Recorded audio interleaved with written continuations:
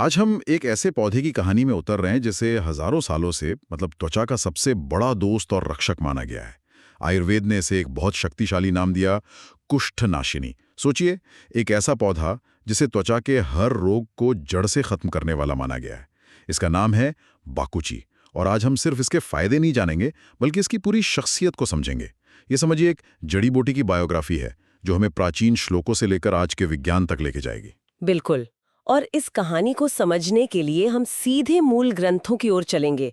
भाव प्रकाश निघंटु, चरक संहिता, अष्टांग हृदय, ये वो ग्रंथ हैं जहां ऋषियों ने बाकुची के हर एक गुण को बड़ी बारीकी से दर्ज किया है।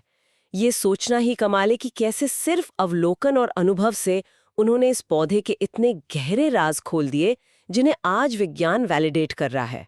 तो चलिए इस कहानी की शुरुआत करते हैं इसके नामों से। कहते हैं नाम में ही पहचान छिपी होती है, और बाकुची के मामले में तो ये 100% सच है। एकदम सही। भाव प्रकाश निघंटु में इसके नामों का एक पूरा श्लोक है जो इसकी पहचान की पहली परत खोलता है। बाकुची सोमराजी स्यात्, सोमवल्ली सुवल्लिका, अवल गुजह, कृष्ण फला, कुष्ठ घनी चेंदुराजिका। वाह, एक ही पौधे के इतने सारे नाम। चलिए इन्हें एक एक करके समझते हैं। बाकुजी तो इसका मुख्य नाम हो गया, लेकिन सोमराजी, इसका क्या मतलब है? सोमराजी का अर्थ है चंद्रमा का राजा। ये एक बहुत ही कह सकते हैं काव्यात्मक नाम है। ऐसा इसलिए क्योंकि इसके बीजों पर चांदनी जैसी दूधिया सफेद धारियां होती हैं जो रात में चमकती हुई सी लगती है। ये नाम इसकी सुंदरता और शीतलता के एक छिपे हुए पहलुओं दिखाता है। अच्छा। और श्लोक में एक नाम है कुष्ठ घनी। ये तो सीधे सीधे इसके काम पर इशारा कर रहा है। बिल्कुल, कुष्ठ घनी या कुष्ठनाशिनी, इसका मतलब है कुष्ठ का नाश करने वाली। यहाँ कुष्ठ का मतलब सिर्फ लेप्रेसी नहीं है, बल्कि आयुर्वेद में त्वचा के लगभग सभी गंभीर रोगों से है, चाहे वो एक्जिमा हो, सोराइसिस हो या सफेद दाग। ये नाम इस पौधे को दिया गया सबसे बड़ा सम्मान है। और एक नाम आपने बताया था, अवलघुज, ये भी बड़ा अनोखा है। हाँ, अवलघुज का मतलब है रंग और चमक लौटाने वाला। ये नाम सीधे तौर पर सफेद दाग, जिसे आयुर्वेद में श्वित्र कहते हैं, उसके इलाज में इसकी भूमिका को उजागर करता है।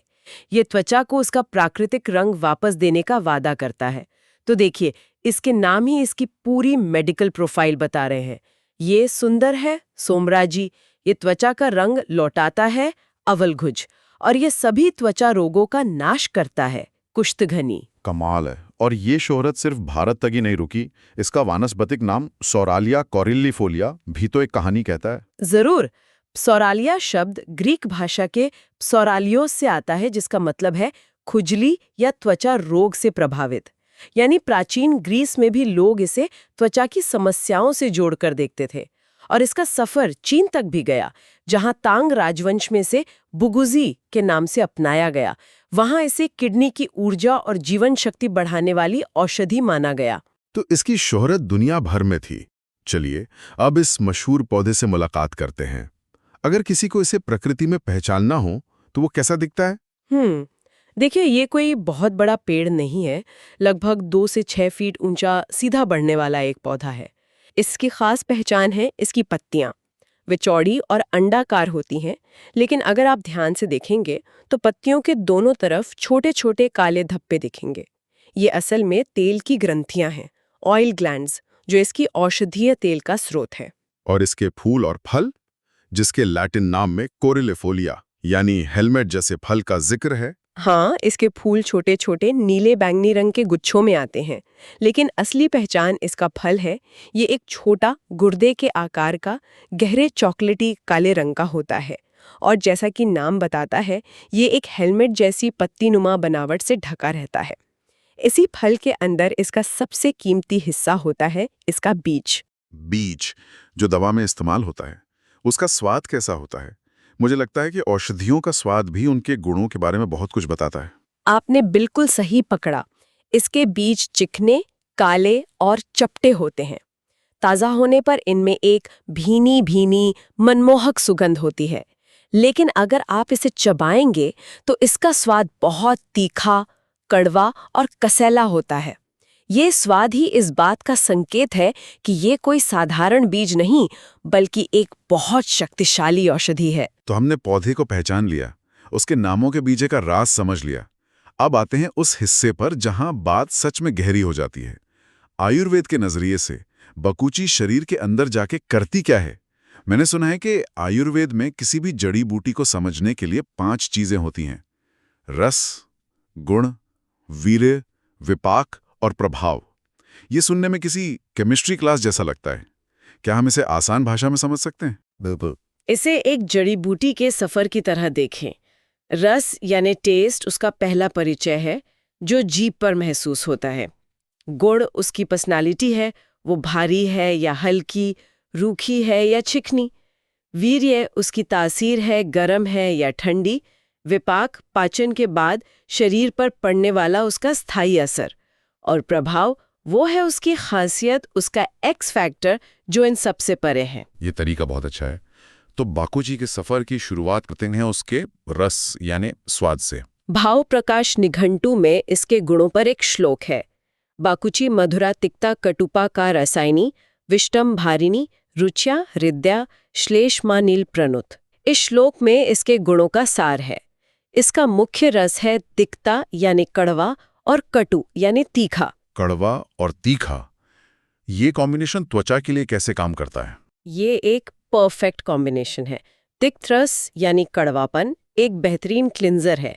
ये खून को साफ करता है, शरीर से आम मतलब मेटाबॉलिक टॉक्सिन्स को निकालता है और सूजन कम करता है। और कटु रस यानी तीखापन वो रॉकेट फ्यूल की तरह काम करता है। ये दवा को शरीर के सबसे छोटे से छोटे चैनल्स स्रोतस में और त्वचा की गहरी परतों तक ले जाता है। तो एक साफ करता है और दूसरा उसे सही जगह पहुंचाता है। बिल्कुल। समझ गया। अब आते हैं इसकी पर्सनैलिटी पर यानी इसके गुण पर। ये लघु है यानी हल्की और रूक्ष यानी रूखी। इसका क्या मतलब हुआ? लघु यानी हल्की होने का मतलब है कि ये शरीर पर बोझ नहीं बनती, आसानी से पच जाती है और तेजी से अपना काम शुरू करती है।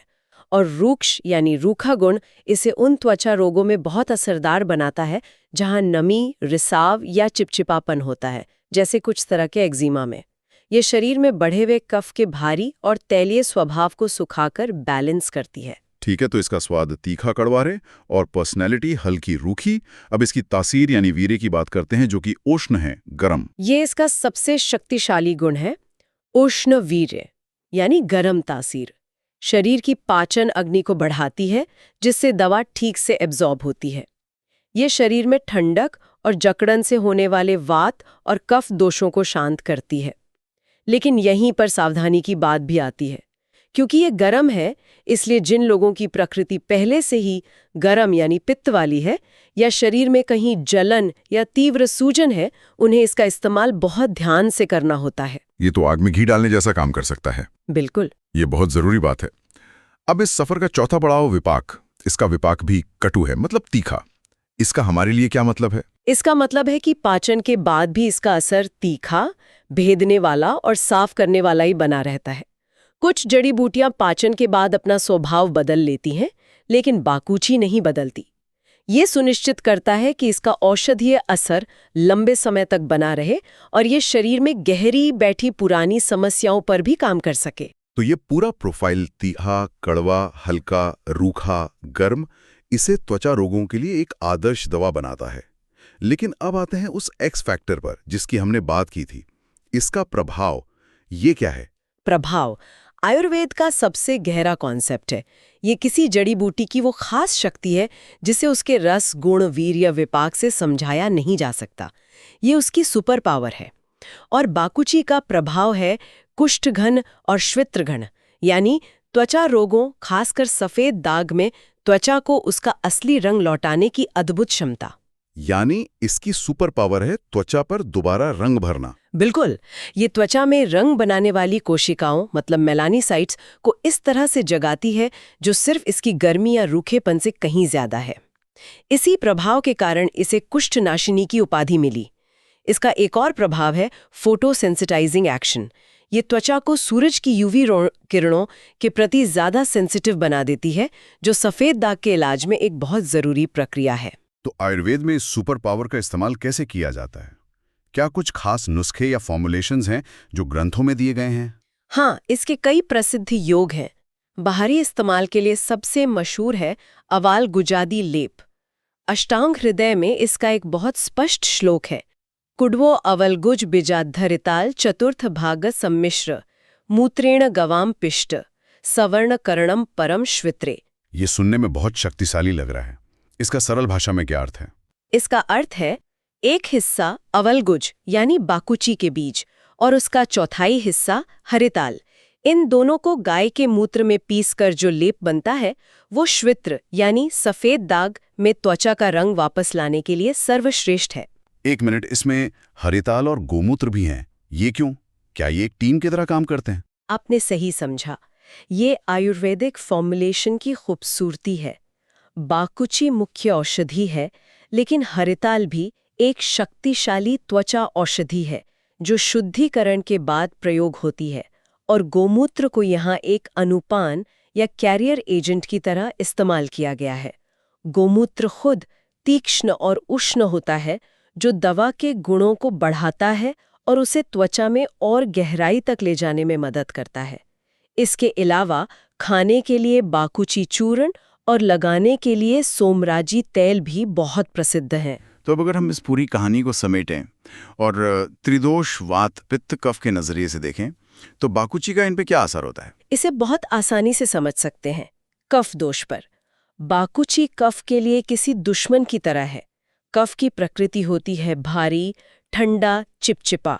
बाकुची अपने गरम, रूखे, हल्के और तीखे गुणों से कफ को सुखा देती है, काट देती है और शरीर से बाहर निकाल देती है। तो ये कफ शामक है। अच्छा। वात दोष पर वात की प्रकृति होती है ठंडी और रूखी।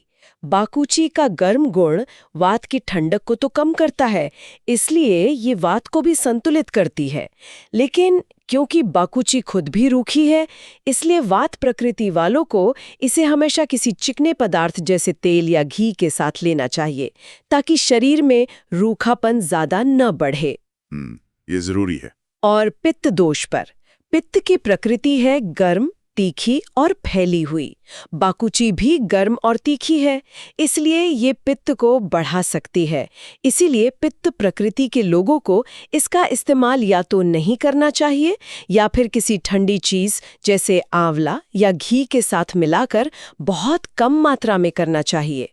तो संक्षेप में ये कफ के लिए एक सर्च एंड डिस्ट्रॉय मिसाइल है, वात के लिए एक कंडीशनल दोस्त है और पित्त के लिए एक फ्रेनेमी है जिसे बहुत सावधानी से हैंडल करना पड़ता है।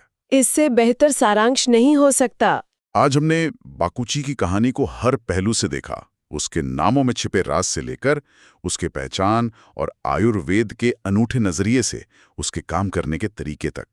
ये सिर्फ एक जड़ी बूटी नहीं है, ये एक पूरी विज्ञान की किताब है। और सबसे बड़ी बात यह है कि हमारे आचार्यों की समझ कितनी वैज्ञानिक और गहरी थी। उन्होंने बाकुची में एक विशेष प्रभाव को पहचाना, एक ऐसी शक्ति जो आज का विज्ञान फोटोसेंसिटिविटी जैसे सिद्धांतों से समझने की कोशिश कर रहा है।